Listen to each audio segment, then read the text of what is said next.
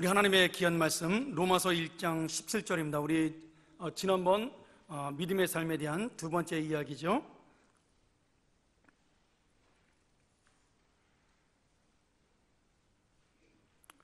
로마서 1장 17절 239페이지입니다. 신약 우리 한번 한 목소리로 같이 봉독하도록 하겠습니다. 자, 시작.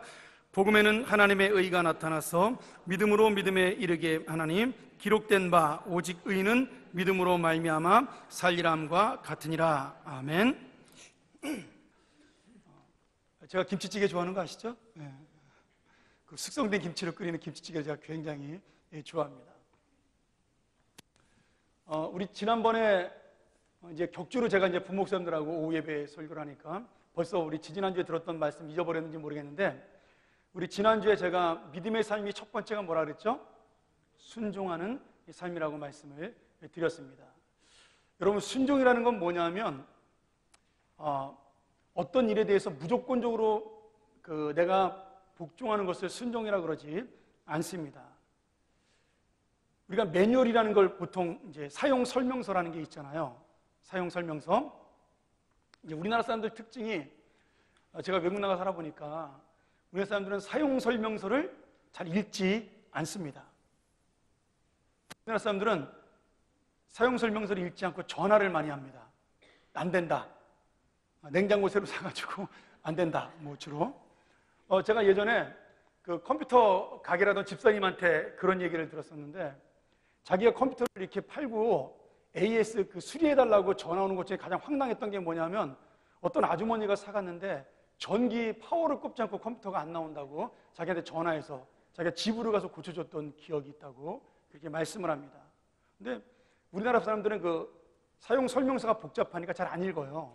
그리고 전화해서 많이 물어봅니다. 그런데 여러분, 가장 중요한 그 사용 설명서는 반드시 읽어야 됩니다. 그래서 사용 설명서대로 우리가 조립을 하고 만질 수 있어야 제대로 된 물건이 나오는 거죠. 지금 우리나라에 들어와 있는 유명한 그 스웨덴의 핀란드인가요? 스웨덴의 가구점 있죠? 그 뭐라 그러나요? 이케아라 그러나요? 네, 이케아. 미국에서는 아이케아라 그랬는데, 그 이케아는 왜 싸냐면 물건을 조립해서 주지 않습니다. 나무하고 못만 줘요. 나사하고. 그리고 집에 가서 자기가 조립을 하는 겁니다. 외국에서는 그게 가장 싼 가구예요. 그래서 우리가 사서 쓰는 겁니다. 우리나라는 좀 이렇게 이상하게 바뀌었는데, 보통 유학생들이나 신혼부부가 많이 씁니다. 그리고 한 3, 4년 쓰고 버리는 물건으로 보통 그렇게 인식을 하죠. 근데 그 조립비가 없기 때문에 굉장히 싸서 꼭 갖고 오면은 우리가 직접 드라이버나 아니면은 거기서 주는 그 기구를 써서 조립을 해야 됩니다. 저희 집에 있는 서랍장이라든지 책상이라든지 이런 것들이 전부 다 그 이케아 거예요. 싸니까 저도 그것을 사갖고 왔죠, 쓰다가. 근데 저는 조립을 잘 못합니다. 예전에도 한번 제가 그 얘기했던 것 같은데, 저는 이 공간 감각이 떨어집니다. 그래가지고 길 못 찾고요. 저는 이 아파트 갔다 한 바퀴 돌면 입구를 잊어버립니다. 그래서 우리 집사람이 없으면 맨날 길 헤매다가 돌죠. 그리고 제가 뭐 건축하거나 조립하고 이런 걸 잘 못합니다. 그래서 뭐 맞추는 것도 제가 굉장히 싫어합니다. 잘 못해요. 뭐 퍼즐 맞추고 이러는 것도. 근데 그 물건을 사다가 이제 조립을 해야 되잖아요. 그럼 저는 쭉 펴놓으면 저희 집사람이 이렇게 맞춰라 저렇게 맞춰라 시키면 그대로 가서 드라이버만 돌립니다. 그건 힘으로 하는 거니까. 그러면 물건이 나옵니다. 그런데 간혹 가다가 나무 하나를 잘못 연결하면 모양은 나오는데 거꾸로 연결해가지고 색깔이 바뀔 때가 있습니다. 이제 그런 거를 우리가 리턴하죠. 반품하죠. 그러면 이케아에서는 그대로 현금으로 그것을 돌려줍니다. 한 달 안에만 가져가면 그냥 다 줘요. 그리고 그 물건은 50% 할인해서 이렇게 팔죠. 여러분, 아무리 좋은 가구도 조립을 잘못하면 그 가구는 불량 가구가 되는 겁니다. 여러분, 성도도 똑같아요. 아무리 좋은 성도도 하나님의 사용 설명서, 그 성경을 제대로 읽지 않고 배우지 않으면 불량한 성도가 되는 겁니다. 세상에 나쁜 성도는 없어요. 제가 이렇게 목회를 해보니까 나쁜 성도, 악한 성도는 없습니다.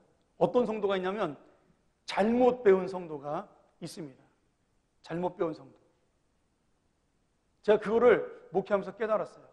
그래서 잘못 배운 성도를 미워하지 말고 제대로 가르쳐서 사랑으로 양육을 해야 됩니다. 죄송합니다만 제가 이번에 제자훈련 지원하면서 나이 제한을 뒀죠. 왜 60세라고 했을까요? 물론 60이 넘은 분이 신청해도 할 의욕이 넘치면 받아줍니다. 지레 겁먹지 마시고 꼭 원하는 분이 있으면 신청을 하셔요. 근데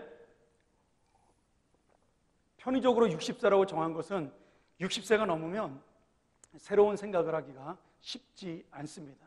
그리고 기억력이 떨어지기 때문에 외우는 것이 안 돼요. 그리고 글자가 잘 안 보이기 때문에 숙지하기가 어렵습니다. 그래서 제자훈련이 굉장히 많아요. 하루에 30분 이상 기도해야 되고 성경을 하루에 15장 읽어야 되고 그리고 매일 숙제를 해야 되고 상대방 다른 제자훈련원에게 전화해야 되고 그리고 큐티를 매일 해서 저한테 검사받아야 되고 모든 설교는 전부 요약해서 제출해야 됩니다. 그래서 연세 드신 분들은 제가 안 시키는 거예요. 제가 말은 설렁설렁하게 하지만 이제 숙제 같은 거 안 해오면 저한테 굉장히 심하게 부드러운 말로 야단을 맞습니다. 제가 옛날에 제자훈련할 때 그런 얘기 많이 했었어요. 기도 숙제를 잘 못 해오면 제가 이렇게 부드럽게 얘기를 하죠. 집사님, 한 번도 잠은 다 주무셨죠? 잠은 자면서 기도는 안 했네요. 제가 그렇게 얘기하거든요. 굉장히 그러면 자존심 상하잖아요. 밥은 한 번도 안 빠지고 먹은 것 같은데 성경은 안 읽으셨네요.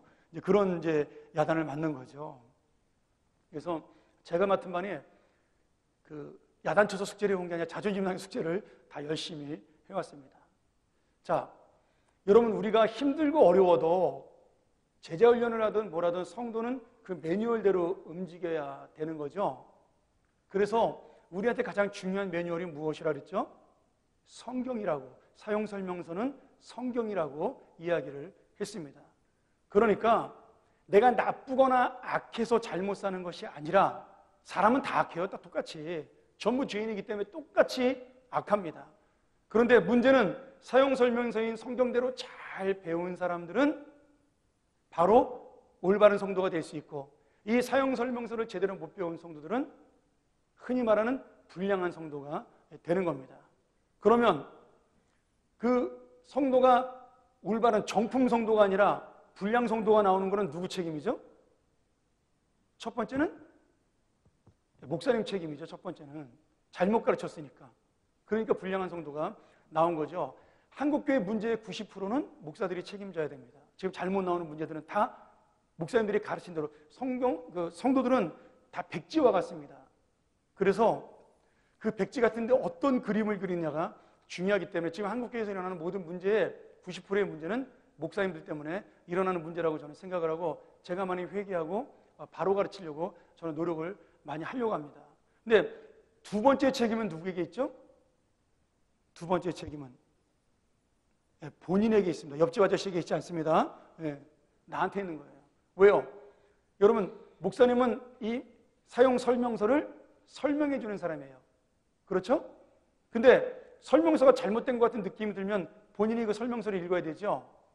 근데 본인들이 설명서는 안 읽고 자꾸 옆에 사람 말만 들으니까 잘못 인생을 조립하게 되는 겁니다. 그리고 잘못 조립해 놓고도 바른 모양을 보지 않으면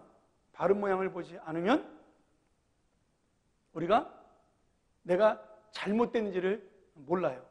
예전에 제가 한번 얘기했잖아요. 그 위조 지폐 간별사 얘기하면서 그 영화 뭡니까? 레오나르도 디카프리오 나왔던 그 유명한 위조 지폐범 영화. 그 영화에 보면 위조 지폐범 훈련을 시키는 장면이 나와요. 여러분들 잘 보세요. 위조 지폐를 구별하려면 어떤 게 위조 지폐인지 위조 지폐를 작게 봐야 되죠.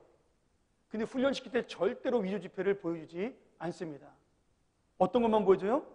진짜 지폐의 특징이 뭐냐? 진짜 지폐가 어떻게 생겼냐를 계속 외우게 하고 공부시킵니다. 그러면 진짜 지폐를 계속 공부하다 보면 가짜 지폐를 보면 다르잖아요. 이해가 되세요? 그래서 위조 지폐 간별사를 훈련을 시키는 겁니다. 여러분, 여기저기 가짜를 자꾸 보여주면요 헷갈려요. 나중에. 그런데 진짜만 보고 있으면 진짜하고 다른 거는 다 가짜인 겁니다. 바로 성경도 그런 거예요. 여러분 여기저기 가서 말씀드릴 필요 없습니다.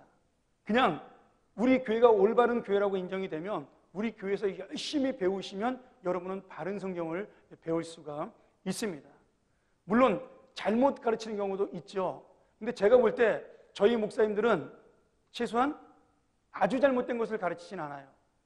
다른 이야기라다 뭐 연도수가 틀린다든지 사람의 이름은 틀리게 말할 수 있지만 성경을 아주 잘못 가르치는 분은 제가 보기에 없는 것 같아요. 그러니까 우리 교회에서 우리 교육자들에게 열심히 배우시면 되는 겁니다. 딴 데 가서 배울 필요 없습니다. 그러니 여러분 우리가 제일 중요한 것은 사용 설명서인 성경이 가장 중요한 겁니다. 그리고 두 번째, 믿음의 삶이란 뭐냐? 그 성경에 순종하는 삶인데, 두 번째는 그 믿음의 삶은 용기 있게 사는 삶입니다. 근데 용기는 어떤 용기냐면 여러분 고집하고 용기를 구별할 수 있어야 돼요.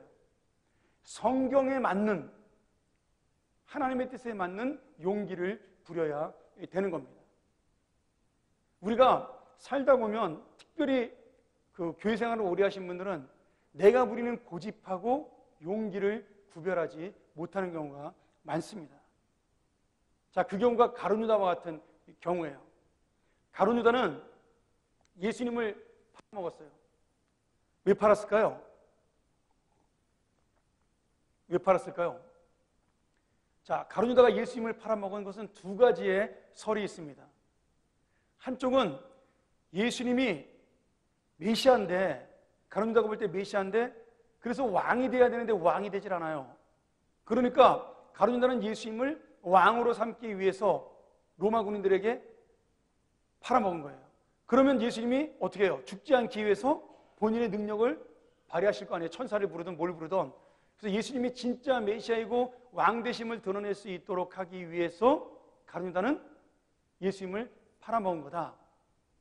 그 증거가 뭐냐? 예수님을 팔은 그 돈 은 30을 가룟유다가 자기 욕심껏 채우지 아니하고 나중에 제사장한테 가서 던져버리잖아요. 그러니까 돈 때문에 파는 게 아니라는 것이 증명되는 거죠. 예수님이 죽으시는 모습을 보고 가룟유다가 내가 잘못 생각했다라는 후회를 하게 되는 겁니다. 그래서 가룟유다는 남들은 전혀 낼 수 없는 용기를 내서 예수님을 팔아먹었어요. 자기 자신이 볼 때는 진실함과 용기라고 생각을 할 수 있습니다. 근데 그것은 자기의 고집이었어요. 자, 이거는 참고로 알아두세요. 두 번째 설이 있습니다. 가룟유다가 예수님을 왜 팔아먹었나? 이건 반대로 가룟유다를 해석하는 거죠. 이게 성경에 없는 거지만 그래도 우리 그 교회 역사에서 많은 학자들이 공부하는 거니까 참고로 들어주시면 좋을 거예요. 두 번째는 가룟유다가 예수님을 왜 팔아먹었냐? 완전히 반대되는 이론인데요. 예수님이 사람들의 존경을 받고 사람들이 막 호산나 다윗의 자손으로 오시니요 막 이렇게 찬양을 하니까 예수님이 진짜 착각을 한 거예요. 자기가 메시아라고. 가룟유다는 예수님을 메시아로 믿지 않았다라는 해석이죠.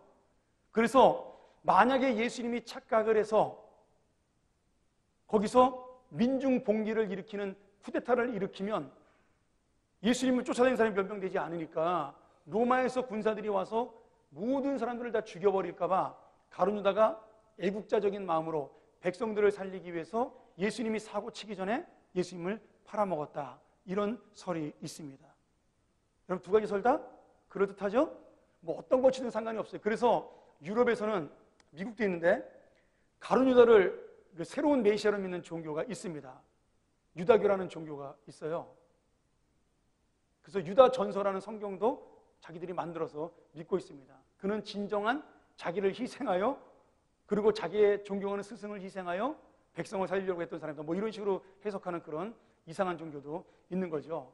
뭐 믿거나 말거나 어쨌든 간에 여러분 가룟유다가 예수님을 어떤 방법으로 팔아먹고 어떤 이유로 팔아먹었든 간에 가룟유다는 지금 자기는 용기라고 생각을 한 거예요. 참된 용기라고. 남들의 그 생각에 남들의 비난에 자기는 굴하지 않고 용기 있게 예수님을 팔았다고 생각을 했지만 그 용기는 자신의 고집이었어요. 성경이 아니었습니다. 성경은 이사야 53장에 시편 22편에 예수님이 하나님의 아들인 예수가 와서 고난을 받고 죽어야 이 땅에 구원이 온다라고 말씀하고 있기 때문입니다.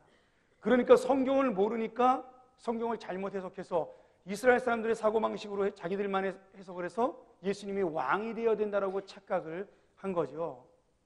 우리 안에도 그런 잘못된 사용 설명서를 잘못 읽고 엉뚱한 용기를 버리는 경우가 있습니다.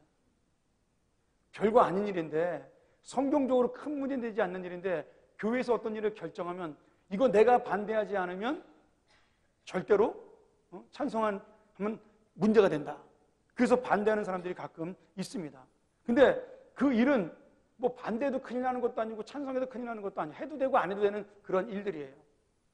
근데 그런 일을 쌍심지를 키고 반대하면서 누구도 말을 못하는 나는 용기 있게 말을 한다. 그건 용기가 아니라 고집이라는 겁니다. 자, 제가 미국에서 목회할 때 이런 일이 있었습니다.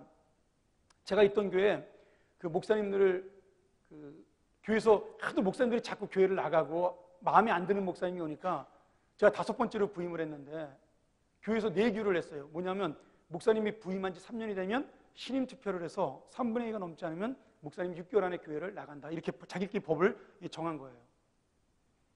그래서 저도 3년이 된 다음에 교인들이 막 하지 말자고, 그 법은 뭐 우리가 목사님이 마음에 안 들었을 때 얘기지 뭐 목사님은 좋으니까 안 해도 된다고 막 우리 그 리더들이 그러는데 제가 약속은 약속이니까 그 투표를 하자고 이야기를 했습니다. 그런데 반대표가 전교인 중에서 2표가 나왔어요. 한 분은 교회가 이사 가는 걸 반대해서 반대하신 거고, 그분은 제가 이해를 하는데 한 분은 왜 반대인지 이유를 모르겠어요. 근데 나중에 조용히 저한테 와서 말씀하시더라고요. 모든 사람이 목사님을 찬성하니까 자기라도 반대해야 목사님이 교만해지지 않으니까 나는 반대표를 던진 거다. 이렇게 얘기를 하시더라고요. 여러분, 그런 것이 고집이라는 겁니다. 자기 생각으로 하는 거죠.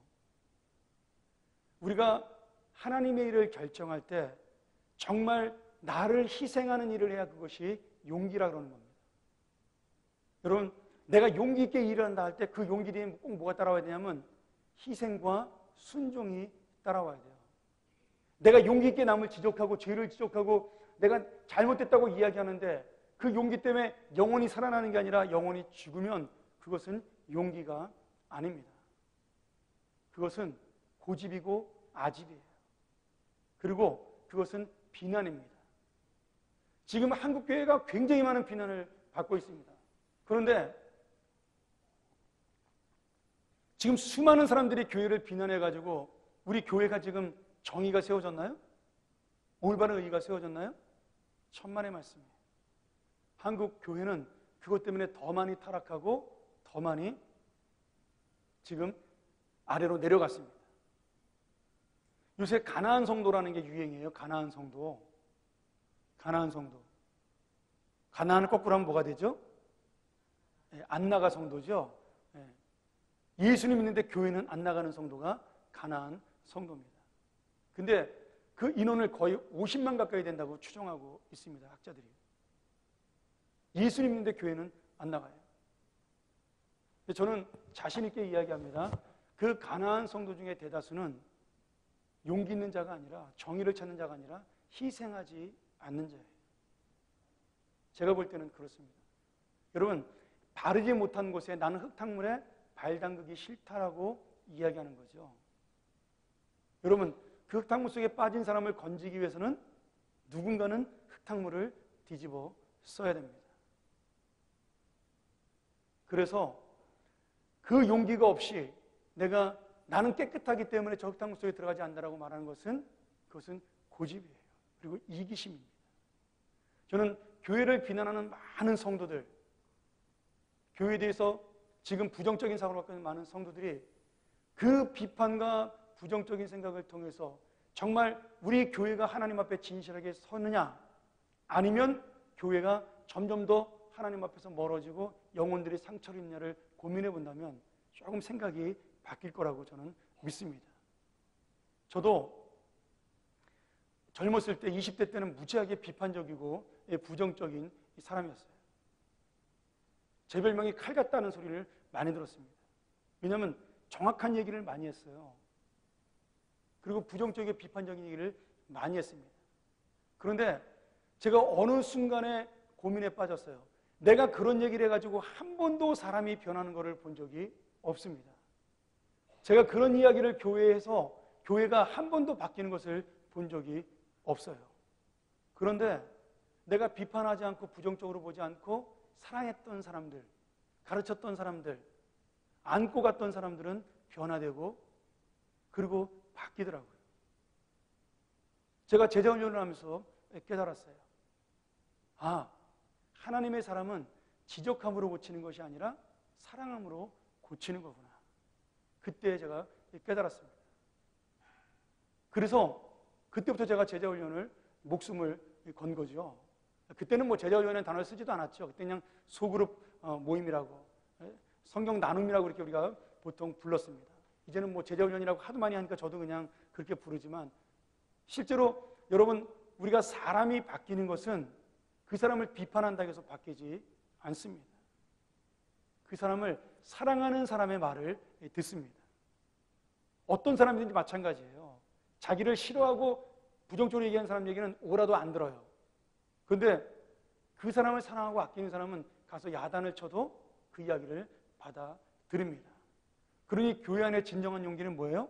사랑과 희생으로 먼저 하는 겁니다. 누구든지 남의 얘기하기는 쉽습니다. 누구든지 다른 사람을 지적하는 건 너무나 쉬워요. 그러나 당신 자신이 그런 일을 하는 것은 어렵습니다. 아니, 하지 않습니다. 대부분의 사람이. 그리고 그냥 왜 우리 교회는 선교를 안 하냐, 왜 우리 교회는 전도를 안 하냐, 왜 우리 교회는 기도를 안 하냐, 그런 이야기들을 던지는 거죠. 여러분, 그런 얘기 던질 필요 없어요. 내가 와서 선교하고 열심히 하면요, 그걸 보고 따라가는 사람들이 생겨나기 마련입니다. 내가 와서 기도하면요, 내 기도하는 모습을 보고 그것을 따라하는 따라쟁이들이 생겨나기 시작을 하는 겁니다. 여러분, 예수님이 제자들의 훈계하면서 한 번이라도 너는 왜 이렇게 하네? 그렇게 말씀하신 걸 성경에서 말씀하신 적이 있나요? 한 번도 없어요. 예수님은 묵묵히 당신이 먼저 하셨어요. 배고픈 자도 먼저 사랑하셨고, 그리고 병자들도 먼저 고치셨고, 그리고 많은 불쌍한 영혼들, 무리들을 보면서 그 마음에 불쌍히 여기는 마음을 가지고 있었습니다. 제자들은 예수님을 쫓아냈지만 그런 마음이 없었어요. 그것이 오병이어 기적의 기본입니다. 예수님이 그들을 보고 불쌍히 여긴 마음이 기적을 일으킨 거죠. 그리고 마지막으로 예수님이 몸으로 보여준 마지막 용기가 뭐예요? 선생이면서 종처럼 제자들의 발을 씻어준 거예요. 그리고 예수님이 처음으로 뭐라 그러셨어요? 내가 행한 것처럼 너희도 하라고 처음으로 말씀을 하셨습니다. 여러분, 그게 진짜 용기입니다. 아, 내가 발 씻기면 남들이 나를 뭐라 그럴까? 응? 내가 먼저 이런 허드렛 일을 하면 내가 이런 일 할 사람이 아닌데 말이지.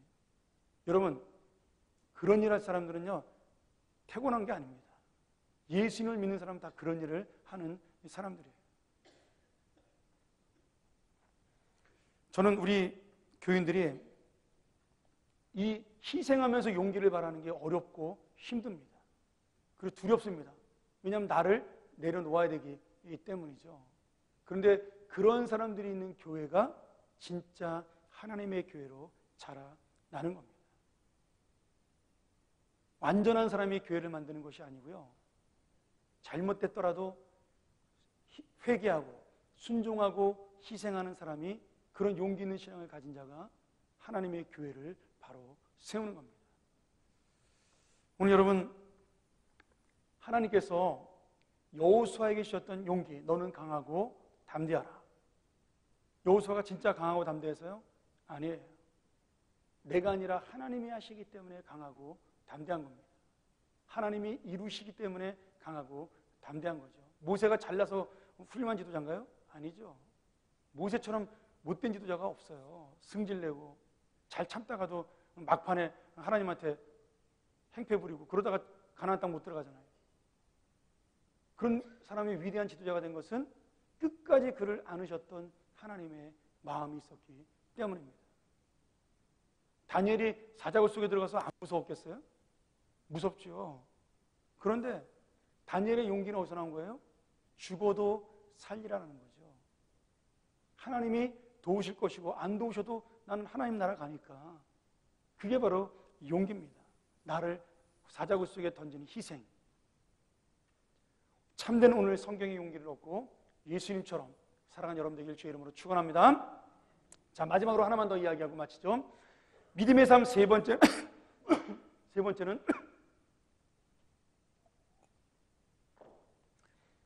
하나님을 바라보는 이 삶입니다.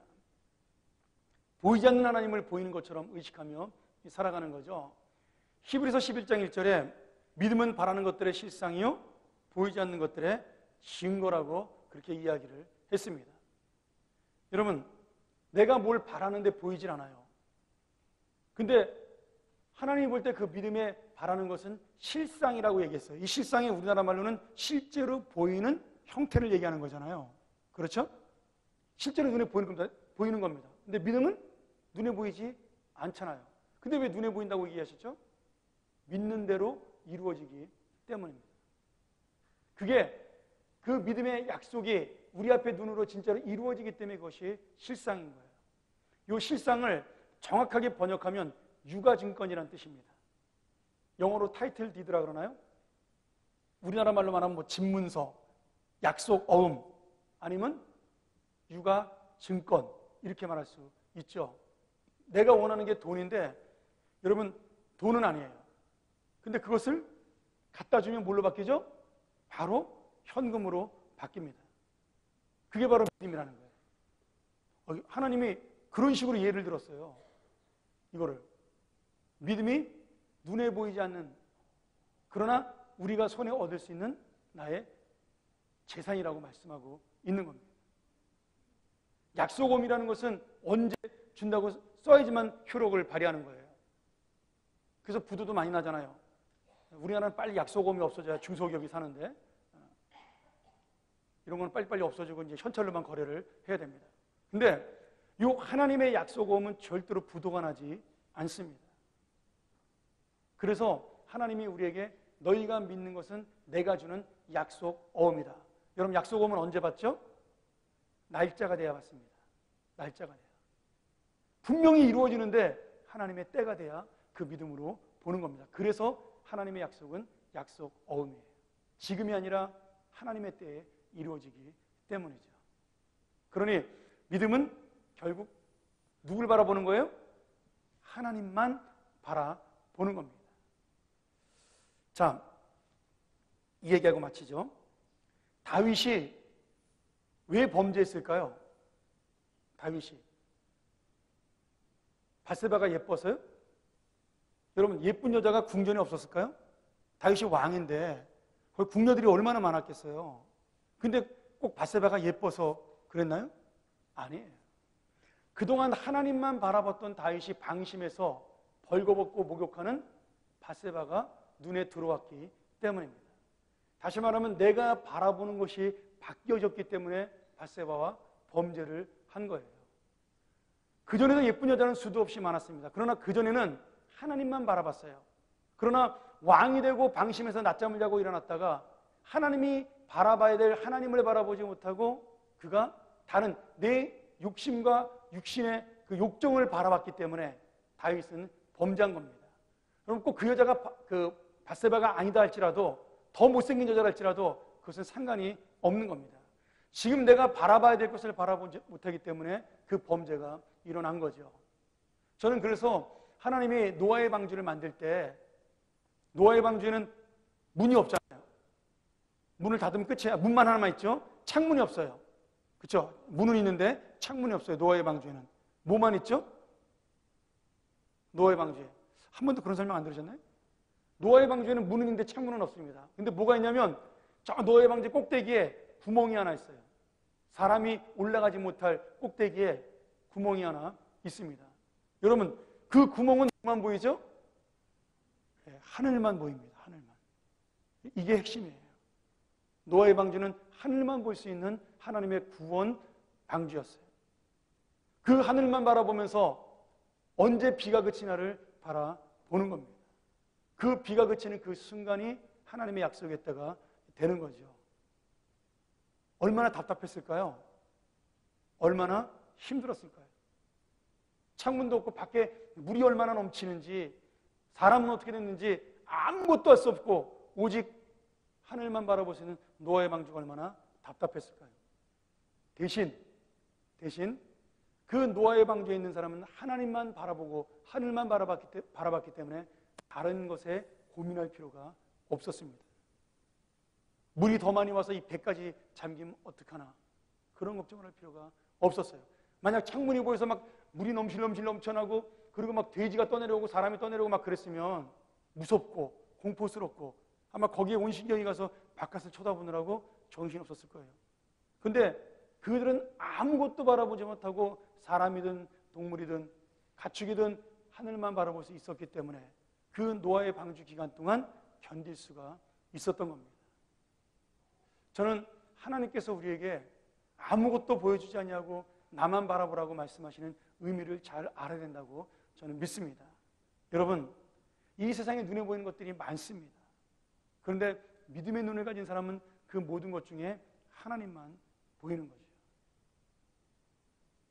세상에 수많은 사람이 걸어와도 내 눈엔 누구만 보여요? 내 사랑하는 남편만 보이고 내 사랑하는 자식만 보입니다. 아무리 멋진 아랑드롱 같은 남자가 걸어와도 내 남편이 아니면 나와 상관이 없는 거예요. 그냥 그건 눈요깃감입니다. 그림의 떡인 거예요. 그러나 보잘것 없고 무능해 보여도 사랑하는 내 남편이 걸어오는 것이 실제예요.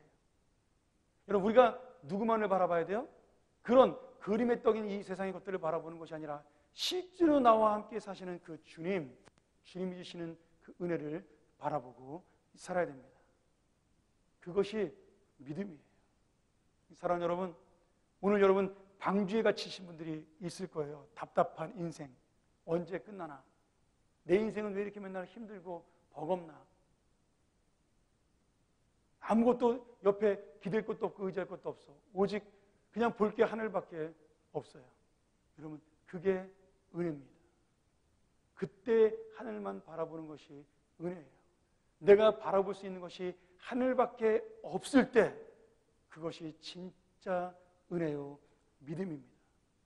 사랑하는 여러분, 오늘 이 말씀을 통하여 하나님의 사용 설명서에 따른 순종하는 사람, 그리고 나를 희생하여 참된 용기를 가진 사람, 그리고 오늘 어렵고 힘든 방주와 같이 지루한 인생 속에서, 답답한 인생 속에서 하나님만 바라보는 믿음을 가진 사람, 우리 그런 모든 믿음을 가진 평안의 성도들이 되어 주의 나라를 우리 확장하고 회복하는 귀한 역사가 일어나기를 축원합니다.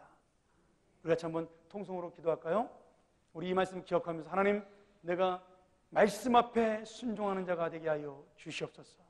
하나님, 내가 말씀으로 용기 있게 사는 자가 되게 하여 주시옵소서. 하나님, 내가 말씀으로 주님만 바라보는 믿음의 자녀가 되게 하여 주시옵소서. 우리 같이 한번 기도합니다. 전능하신 아버지 하나님, 오늘 우리에게 하나님의 귀한 말씀을 통하여 오늘 또 새로운 은혜를 주심을 감사합니다. 우리가 성경의 말씀을 통하여 진정으로 그 말씀 앞에 순종할 수 있도록 도와주시옵소서. 우리가 참된 용기를 가지고 하나님의 말씀 앞에 이 용기를 가지고 희생하는 귀한 하나님의 자녀가 되게 도와주시옵소서. 어렵고 답답한 순간순간마다 하늘을 바라보며 주님의 믿음을 가지고 주님만 바라보는 인생 되게 하여 주시옵소서. 아버지 하나님, 세상은 변하고 사람은 변해도 끝까지 변하지 않으시는 주님의 그 놀라운 은혜를 바라보는 믿음, 그 믿음의 자녀들, 믿음의 용사들이 되게 축복하여 주시옵소서.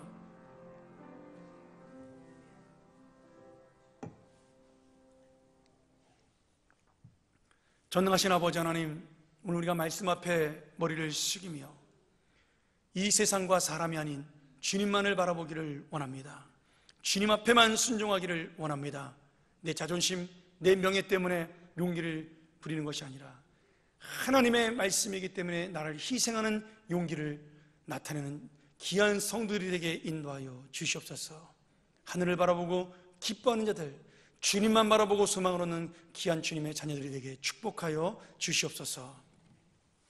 지금은 우리 구주 예수 그리스도의 은혜와 하나님의 사랑과 성령님의 함께하심과 우리와 동행하심이 이 사랑하는 주님의 자녀들 머리 위에 오늘 믿음으로 살기를 원하며 믿음으로 나가기를 원하는 우리 사랑하는 교회 위에 지금부터 영원토록 함께 있을지어다. 아멘.